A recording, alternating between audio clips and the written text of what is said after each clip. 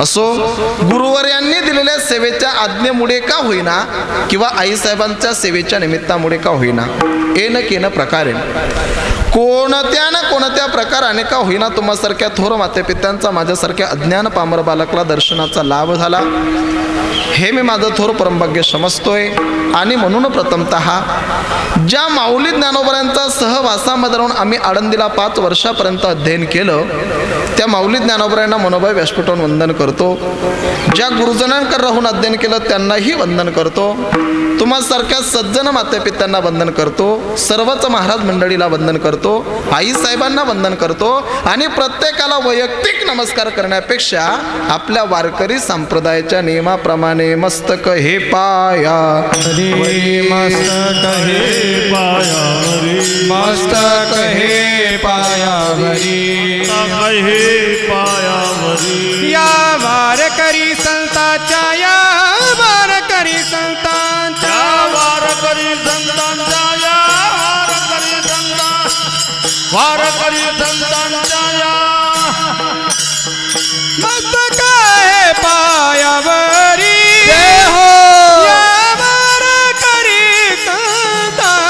हरी बोल.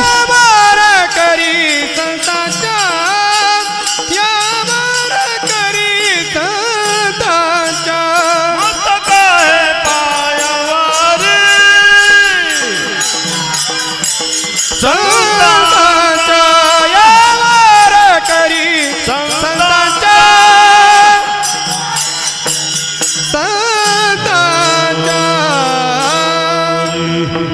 सर्वांना मनोभावे वंदन करून कीर्तन रूपी सेवेला प्रारंभ करतो.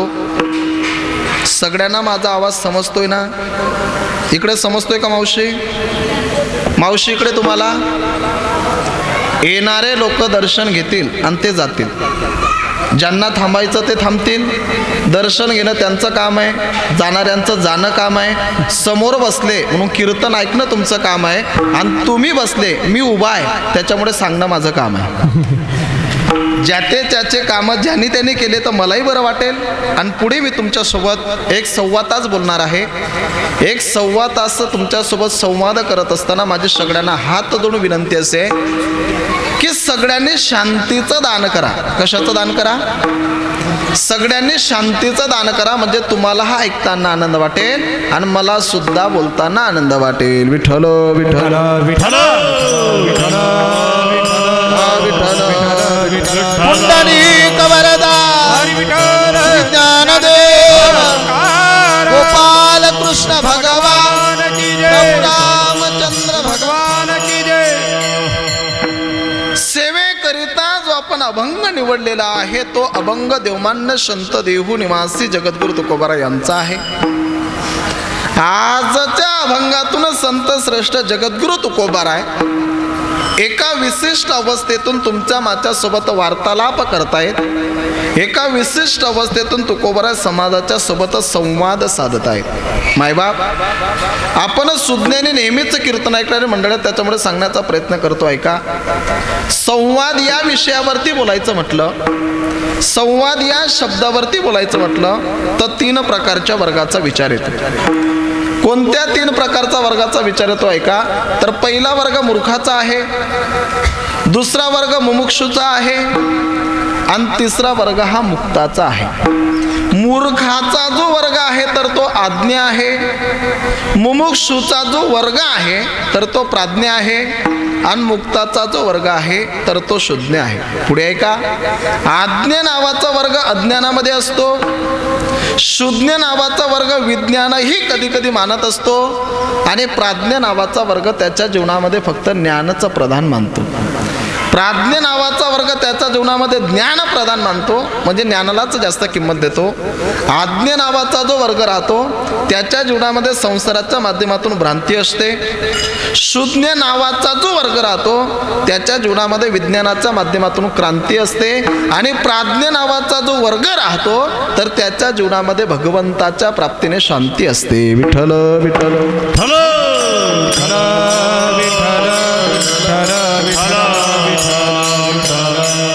प्राज्ञ नावाचा जो वर्ग राहतो राहतो त्याच्या जीवनामध्ये भगवंताच्या माध्यमातून शांती असते. पुढे जाऊन एक वाक्य बोलेलं आहे का, आदर्श संसार कसा करायचा हे ज्याच्यातून शिकवलं जातं त्याला विज्ञान असं म्हणतात. लक्षपूर्वक आहे का, आदर्श संसार कसा करायचा हे ज्याच्यातून शिकवलं जातं त्याला विज्ञान असं म्हणतात.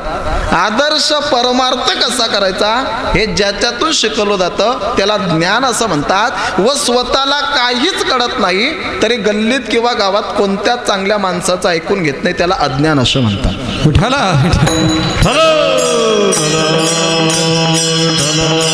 कोणत्याच चांगल्या माणसाचं जो कधीच ऐकून घेत नाही त्याला अज्ञान असं म्हणतात. आणि पुढे जाऊन बोलतो ऐका, समाजामध्ये सध्या भरणा अज्ञानी वर्गाचा जास्त आहे आणि त्याच्यामुळे समाजामध्ये नको त्या प्रकारचं विष पेरलं जात आहे. आणि अज्ञानी लोकांना सन्मार्गाला लावण्याकरता ज्या लोकांचं जीवन असतं त्यांना संत म्हणतात. संतांनी केलं काय, आजपर्यंत संत महात्म्यांनी अज्ञानी लावावे सन्मार्गाशी या नियमाला अनुसरून साधू संत महात्म्यांनी समाजाचं कल्याण केलं. साधू संत महात्म्यांनी समाजाचा उद्धार केला. त्याच्यामुळे तुम्ही पहा, बऱ्याच वेळेला कथा कीर्तन करत असताना लोक आम्हाला काहीतरी शंका विचारतात, लोक आम्हाला काहीतरी प्रश्न विचारतात. मागे माझी गुजरातमध्ये सुरतमध्ये कथा झाली.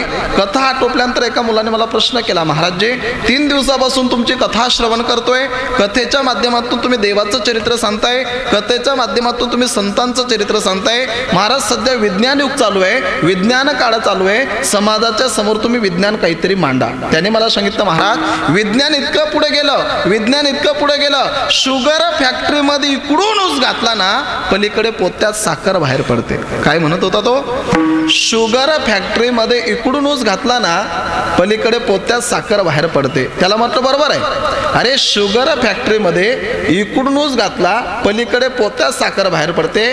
त्याला म्हटलं ऊस घातल्यावरच पोत्यात साखर बाहेर पडते ना, लिंबाचं लाकूड घाल बरं, येईल का पोत्यामध्ये साखर, येईल का मायबाप, येणार नाही. ऐका, शुगर फॅक्टरीमध्ये इकडून ऊस घातला पलीकडे पोत्यात साखर बाहेर पडते.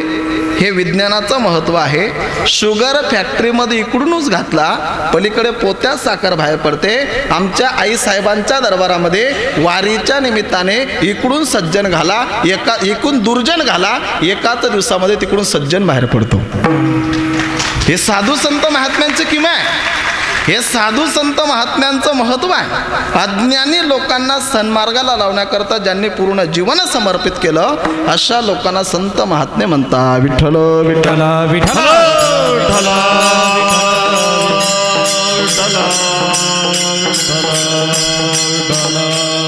या अभंगाच्या माध्यमातून तुकोबराय आपला अनुभव समाजाच्या समोर प्रगट करतायत. तुकोबराय सांगतात, बाबा रे, आजपर्यंत ज्या संसाराबद्दल अखंड अज्ञता आमच्या जीवनामध्ये होती, संसाराबद्दल अखंड अज्ञान आमच्या जीवनामध्ये होतं, याच्या पुढे ती नैतिकता आमच्या जीवनामध्ये राहिली नाही. ती नैतिकता आमच्या जीवनामध्ये काय राहिली नाही त्याचं कारण महाराज सांगतात, संसार तो कोण देखे किंवा संसार तो कोण लेखे, लेखे नाम मोजणे, मोजणे नाम मापणे, मापणे नाम किंमत देणे. तुकोबा सांगतात की आम्ही संसाराला अजिबात किंमत देत नाही. आम्ही संसाराला किंमत का देत नाही त्याचं कारण तुकोबा सांगतात, आम्हा सखे हरिजन, हरिजन आमचे संगाती आहेत, सज्जन आमचे संगाती आहेत, महात्मे आमचे संगाती आहेत, आई साहेबांसारखे संत आमचे संगाती आहेत. आणि संत महात्मे ज्या वाटेने जीवन जगून गेले त्या वाटेनेच आम्ही चालण्याचा प्रयत्न करतो, म्हणून संसाराला आम्ही किंमत देत नाही. तुकोबा सांगतात की संसाराला तर आम्ही किंमत देतच नाही, पण इथून पुढे जीवन जगत असताना आमच्या जीवनातील काळ कसा जातो, काळ ब्रह्मानंदी शरे आवडी उरे संचली. तुकोबा सांगतात की आमच्या जीवनातील काळ ब्रह्माच्या आनंदामध्ये जातोय, ब्रह्माच्या आनंदामध्ये काळ सरतोय. आणि परमार्थाबद्दलची जी आवड आहे, परमार्थाबद्दलची जी श्रद्धा आहे, परमार्थाबद्दलचं जे प्रेम आहे ते आमच्या उरामध्ये, हृदयामध्ये म्हणजे अंतःकरणामध्ये संचित पावलंय. जीवन जगत असताना फायदा काय झाला, स्वप्ने तेही नाही चिंता, आणि रात्री जाता दिवस. ऐका, या एकाच चरणातून एकाच प्रमाणातून तुकोबरा 3 गोष्टी आपल्यासमोर मांडतात. कोणत्या ध्यानात घ्या, कोणत्या 3 गोष्टी या चरणातून आपल्यासमोर मांडतात? तर महाराज सांगतात की दिवसा चिंता नाही 1, रात्री चिंता नाही 2 आणि स्वप्नात चिंता नाही 3. तुकोबरा सांगतात की दिवसा आम्ही भगवंताचं नामचिंतन करतो, त्याच्यामुळे आम्हाला चिंता नाही. रात्री आम्ही देवाचं नामचिंतन करतो, त्याच्यामुळे आम्हाला चिंता नाही. आणि झोपेमध्ये जर आम्हाला स्वप्न पडलं तर आमच्या स्वप्नात सुद्धा देवच येतो आणि त्याच्यामुळे चिंता नाही. इथून पुढे आम्ही करतो काय? तुका म्हणे ब्रह्मरसे होय सरीसे भोजन. तुकोबरा सांगतात इथून पुढे आम्ही करतो काय? आई साहेबांसारख्या संतांच्या संगतीत राहतोय आणि संत महात्म्यांच्या संगतीमध्ये राहून ब्रह्मरसाचं जेवण खातोय, ब्रह्मरसाचं जेवण सेवन करतोय. आणि या सगळ्या गोष्टी कोणत्या कारणामुळे घडल्या? तर काळ ब्रह्मानंदेश्वरे आवडी उरे संचली, हाय अभंगाचा शब्दशः अर्थ. विठ्ठल विठ्ठल विठ्ठल विठ्ठल विठ्ठल विठ्ठल विठ्ठल विठ्ठल. मायबाप, आज आपण जो आई साहेबांच्या दरबारामध्ये कीर्तना करता अभंग घेतला ना, या अभंगाचं सूक्ष्म चिंतन जर आपण केलं तर या अभंगामध्ये कोणत्याही चरणाच्या माध्यमातून आपल्याला प्रवेश करता येतो. तुम्ही सगळे जाणकार लोक आहात, त्याच्यामुळे सांगण्याचा प्रयत्न करतो. कीर्तनकार लोक जे कीर्तन करण्याकरता अभंग घेतात ते अभंग सोडवण्याच्या काही पद्धती असतात, काही परंपरा असतात. कीर्तनामध्ये काही अभंग असे असतात की ते पहिल्या चरणापासून तर शेवटच्या चरणापर्यंत माणसाला क्रमाक्रमाने सोडवत न्यावे लागतात. त्याला शेष उपन्यास किंवा व्याकरणाच्या भाषेमध्ये वाक्य शेष उपन्यास असं बोलतात. कीर्तनामध्ये काही अभंग असे असतात की त्या अभंगाचे पहिले 3 चरण दृष्टांतात्मक, उपमात्मक किंवा वर्णनात्मक असतात आणि शेवटच्या चरणामध्ये अभंगाचा सिद्धांत म्हणजे सार आलेला असतो. आणि कीर्तनामध्ये काही अभंग असे असतात की ते अभंग जर आपण मधल्या चरणातून सोडवले, म्हणजे ध्रुवपदातून सोडवले, तर त्याचा आनंद काही वेगळा असतो. अगदी सोपं तुम्हाला सांगतो, आपण जवळपास वारीला आलेले शेतकरीच लोक आहोत, बरोबर आहे ना?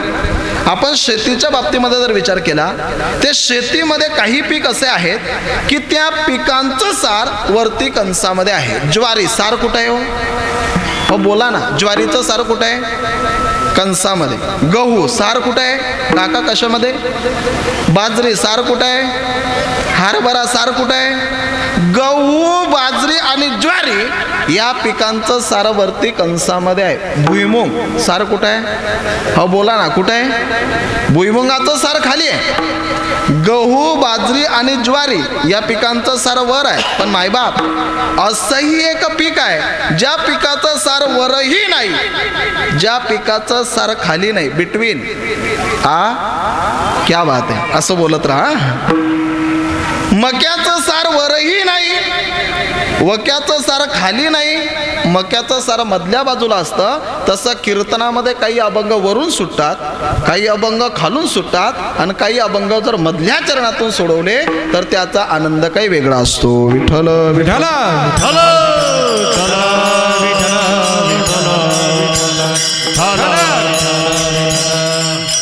तसं आज आपण जो चिंतना करता अभंग घेतलाय ना, हा दुसऱ्या चरणाभोवती म्हणजे ध्रुव पदाचा भोवती घिरट्या घालणारा म्हणजे फिरणारा अभंग आहे.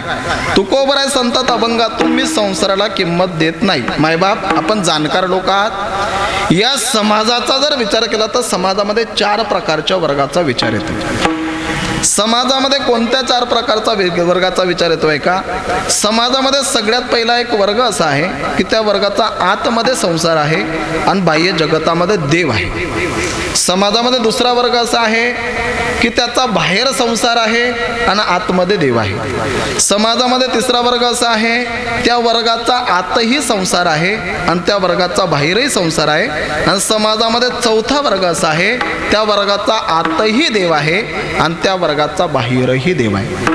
आणि या वर्गामध्ये संत महात्म्यांचं चिंतन पाहण्याकरता सापडतं. संत महात्म्यांच्या आतही देव आहे आणि साधू संत महात्म्यांचा बाहेरही देव आहे. जास्त दूर जाण्याची गरज नाही. ऐका, राजपूत समाजामध्ये राजपूत समाजाला श्रेष्ठत्व प्राप्त होण्याकरिता राजपूत समाजामध्ये ज्या महान संत जन्माला आल्या त्या संतांचं नाव काय? बोला ना, काय नाव? संत मीराबाई. बरोबर. संत मीराबाईंचं जीवनचरित्र तुम्ही वाचून पहा. ऐका, संत मीराबाईंच्या जीवनचरित्रामध्ये प्रसंग असा येतो की संत मीराबाई जेव्हा लहान होत्या तेव्हा मीराबाईचे वडील मीराबाईचा हात पकडायचे आणि भगवंताचं दर्शन घेण्याकरता मंदिरात घेऊन जायचे. माझं बोलणं कळतंय ना? म्हणजे लहान पोरांना मायबापांनी संस्कार कसे लावावे हे सुद्धा संत महात्म्यांच्या चरित्रातून शिकण्याकरता मिळतं. पण आपण लोक शिकत नाही, आपलं दुर्भाग्य. आजच्या वारीच्या माध्यमातून सांगेल, तुम्ही वारी करतायत, आनंद आहे. वारी आई साहेबांची तुम्ही जरूर करा. परंतु येत असताना तुम्हाला जर 2 नात्र असतील ना, ह्या वारीला 1 नातू आणा आणि पुढच्या वारीला, कारण तुम्ही तर करताच आहे ना, तुम्ही करताच आहे. पण यदा कदाचित तुम्ही गेले, म्हणजे मी घरी म्हणतोय, तुम्ही तिथं नका विचार करू. यदा कदाचित जर तुम्ही गेले तर तुमची परंपरा कोणीतरी चालवावी, त्याचे संस्कार देण्याकरता त्यांना सुद्धा तुम्ही वारीला आणणं महत्वाचं आहे. मीराबाईच्या वरील मीराबाईचा हात पकडायचे आणि भगवंताचा दर्शनाकरता घेऊन जायचे. एक दिवसाची घटना, वडिलांनी मीराबाईचा हात पकडला आणि भगवंताचं दर्शन घेण्याकरता मंदिरामध्ये घेऊन गेले. दोघांनी भगवंताचं दर्शन घेतलं आणि देवाचं दर्शन घेतल्यानंतर मीराबाईच्या वडिलांच्या मुखातून सहज शब्द निघाले की म्हणे, देवा हिचा करावा सांभाळ. देवा माझ्या पोरीचा तुम्ही सांभाळ करा. म्हणे, देवा हिचा करावा सांभाळ. हे शब्द मीराबाईच्या कानावरती पडले आणि मग झालं काय? हासे ते वेल्लाड मीराबाई. मीराबाईच्या मनामध्ये अतिशय आनंद झाला आणि त्या दिवसापासून मीराबाईने भगवंताचं वर्ण केलं, भगवंतासोबत प्रेम केलं, भगवंतासोबत मीराबाईने नातं जोडून घेतलं. असं करता करता अनेक वर्षाचा कालावधी निघून गेला. एक दिवसाची घटना, मीराबाईचे वडील सकाळी घरून गेले आणि संध्याकाळपर्यंत वडील घरी आले नाही. संध्याकाळी वडील घरी आल्यानंतर मीराबाईने वडिलांना प्रश्न केला, पिताश्री तुम्ही दिवसभर दिसला नाही, तुम्ही कुठे गेला होता? वडिलांनी सांगितलं, मीरा तुझं लग्न करायचंय ना बेटा, तुझ्याकरता मी मुलगा पाहण्यासाठी गेलो होतो. मुलगा पाहण्यासाठी गेलो होतो, लग्न करायचे शब्द ऐकले आणि मीराबाईने वडिलांना प्रश्न केला, पिताश्री तुम्ही माझा पुनर्विवाह करणार आहात का? म्हणजे तुम्ही माझं दुसरं लग्न करणार आहात का? वडिलांनी ऐकलं, वडिलांना धक्का बसला. वडील बोलतात, मीरा तू असं काय बोलते ग? मीरा बेटा तुझं पहिलं लग्न झालंच नाही तर दुसऱ्या लग्नाचा विषय तू माझ्यासमोर का सांगते? वडिलांना मीराबाईने भूतकाळातली गोष्ट स्मरण करून दिली. पिताश्री मी लहान असताना तुम्ही भगवंत कृष्ण परमात्म्याला काय बोलले? म्हणे, देवा हिचा करावा सांभाळ. देवा माझ्या पोरीचा तुम्ही सांभाळ करा असं तुम्ही भगवंताला बोलल्यानंतर झालं काय? तर तेने केला असे माझा अंगीकार, त्याच्यामुळे नका दुजावर पाहू आता. भगवंताने माझा अंगीकार केला, माझा स्वीकार केला, माझ्याकरता तुम्ही दुसरा पती शोधू नका. वडील बोलतात, मीरा तू असं का बोलते? अगं समाजात राहावं लागतं बेटा, माझं ऐकून तुला लग्न करावंच लागेल. मीराबाई बोलतात, पिताश्री तुम्ही कितीही मला सांगितलं तरी सुद्धा मी लग्न करण्याकरता तयार नाही. वडील बोलतात, मीरा माझं ऐकून जर तू लग्न करणार नसेल ना तर माझ्या सोन्या चांदीच्या महलमध्ये मी तुला पाय सुद्धा ठेवू देणार नाही. वडिलांना मीराबाईने सांगितलं, पिताश्री तुमच्या सोन्या चांदीच्या महलचं मला काहीच घेणं देणार नाही. मीराबाईचे शब्द आहेत, महलों को आग लगे हो राना तेरे महलों को आग लगे, सोना चांदी कुछ नहीं चाहिए, घास कवेली कुटिया बनाएंगे, महलों को आग लगे. मीराबाईने स्पष्ट भाषेमध्ये उत्तर दिलं, पिताश्री तुमच्या सोन्या चांदीच्या महलला आग लागू द्या, मी गवताची कुटिया बनवेल, त्या कुटेमध्ये भगवान कृष्ण परमात्म्याचं नामचिंतन करेल, पण दुसरं लग्न मी अजिबात करणार नाही. तात्पर्य असं आहे की संत महात्मे या बोधापर्यंत का पोहोचू शकतायत? त्याचं कारण असं आहे मायबाप की साधू संत महात्म्यांच्या आतही देव आहे आणि साधू संत महात्म्यांच्या बाहेरही देव आहे. विठ्ठल विठ्ठल विठ्ठल विठ्ठल विठ्ठल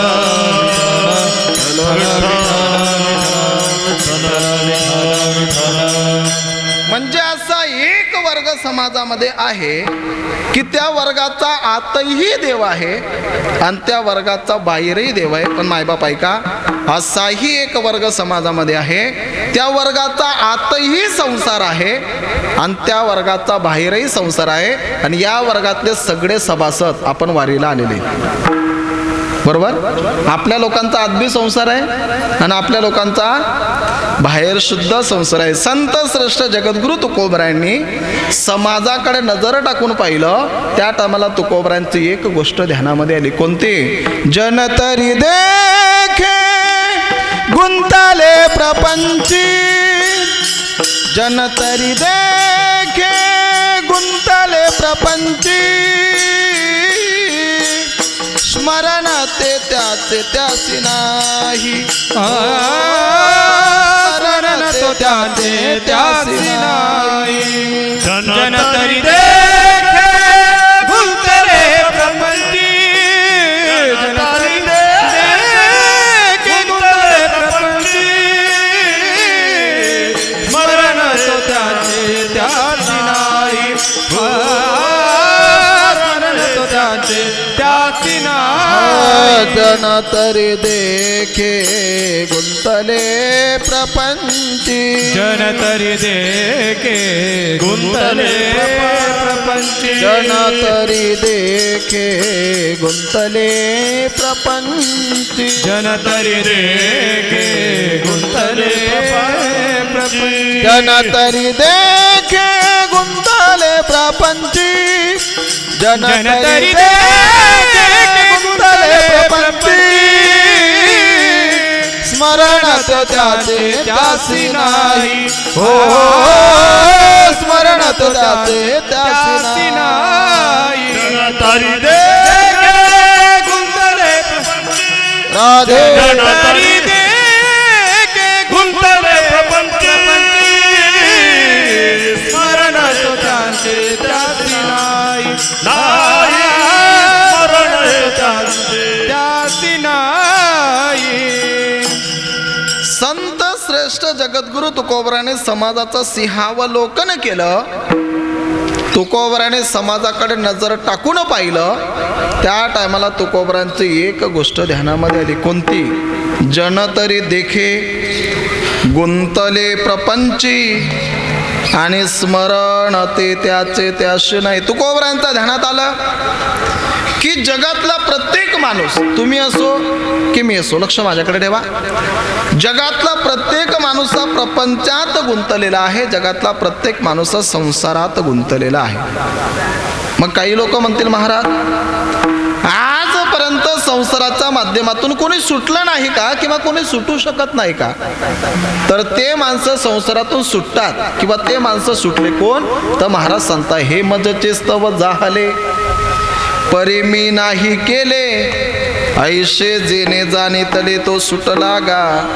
हा संसार माझ्यापासून जन्माला आलाच नाही, संसाराला मी जन्माला घातलंच नाही, असं ज्या माणसाने आपल्या अंतःकरणा मनातून जाणून घेतलं, तो माणूस संसाराच्या माध्यमातून सुटला गा. विठ्ठल विठ्ठल विठ्ठल विठ्ठल विठ्ठल विठ्ठल.